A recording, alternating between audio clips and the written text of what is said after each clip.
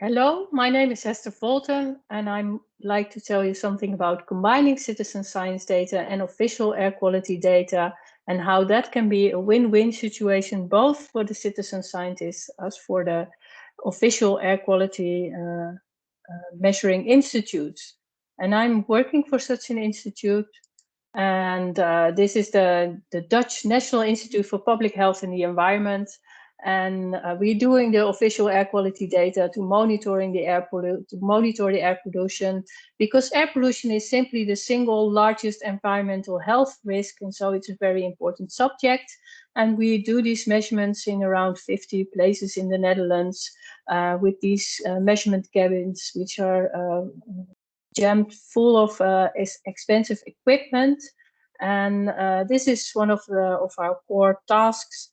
And some 10 years ago, we realized that a lot of people were trying to do their own air quality measurements using sensors.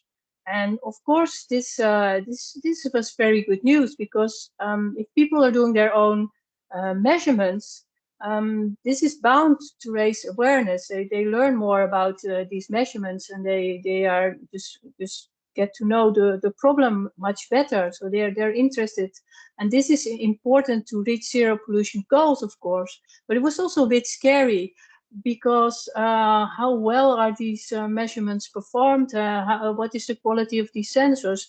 And we decided that the best way forward is to talk to the citizen scientists and ask them how we could help them. And this resulted in 2016 in the Measure Together program, or the Samen Meten program. This is not a citizen science project, but it is a citizen science support effort. So we talk to the citizen science and ask them, what do you need from us as an official measurement institute? And it turns out they wanted to have information about what is air quality, what are the sensors, what is going on, who else is doing the measurements. And we decided that we would help them also by providing a data platform and give an assessment of the quality of the data, because this is really what people wanted to know from us. Since we are doing the official measurements, we can also say something about the data quality. So we built also a platform where people could share the data and compare the data with official data and with the data of their neighbors or from other projects.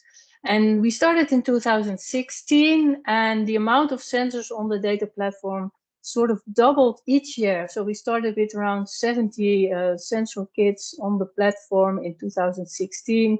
And by January 2020, so roughly 1.5 years ago, we were at 1,000 sensor kits for PM 2.5 alone. So this is particulate matter measurements.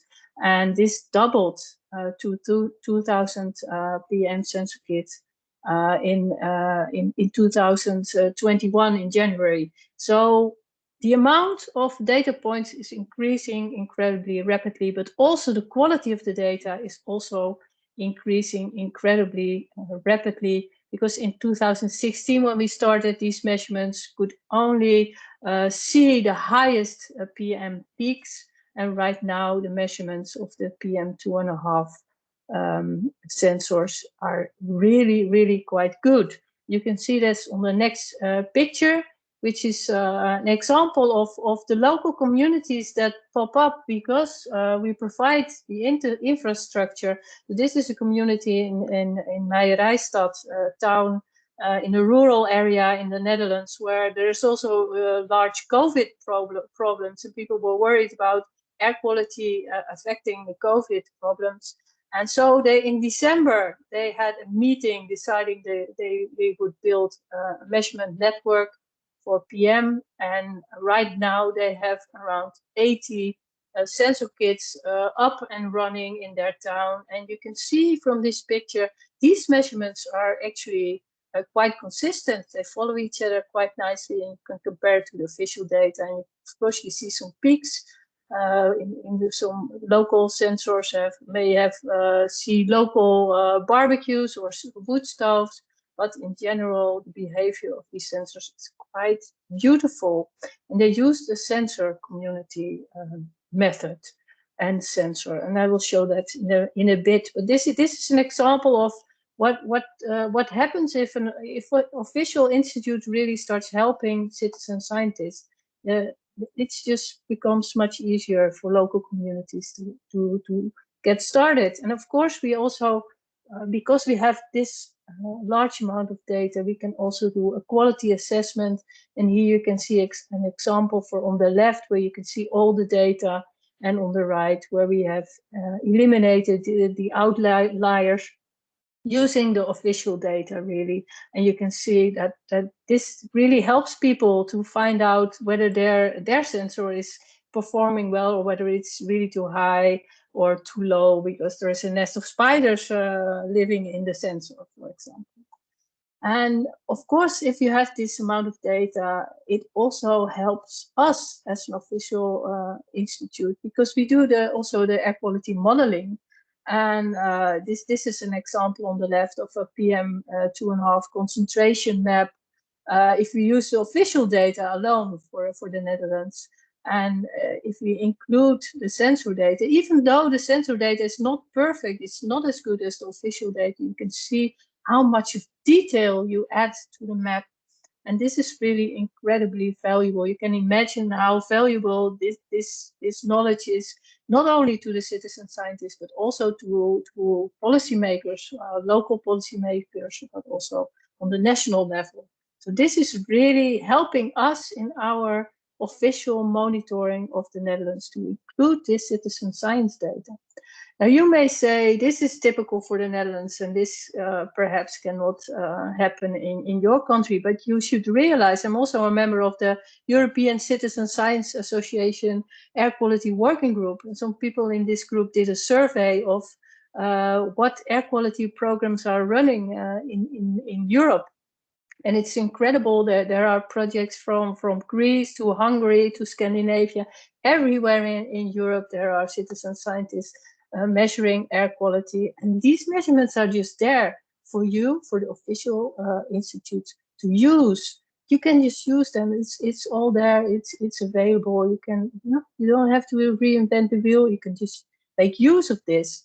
And some of these projects are really small, a few hundred people, but some of them are really large. So a citizen science program that we work with a lot is sensor.community, because they have more than 1,000 sensors in the Netherlands alone, and you can build a sensor kit from sensor.community already for €50, and they explain to you how to do this in 24 languages. They are active in more than 70 countries with more than 14,000 active sensors right now. And they have collected already 12 billion data points, 12 billion data points all over Europe, in fact, all over the world. And it's just there for you to use them. Just call them up, and their data is open. You can use them. You can use it by using an API, and they are really friendly people. Just can call them up, and we use their data, calibrate it, do a correction, and it's really wonderful data. So combining citizen science data and official air quality data, that is really possible. You can do it in your country as well. And of course, we are very we are very welcome to be a role model and help you do this. But you can do it in your own country, in your own way. I know that in Belgium they're also working on a similar database, and of course this data can be incredibly helpful. And we are also planning to go beyond air quality, and we plan to combine citizen science health data with environmental data, and you can see how useful this can be. At present, there's of course a lot of research going on air pollution affecting COVID casualties. But this is very difficult research, and you need a lot of data, and citizen science data is potentially giving you these tools. So I would say go for it and do this combination. And this is really the way forward to reach the zero pollution goals. Thank you for your attention.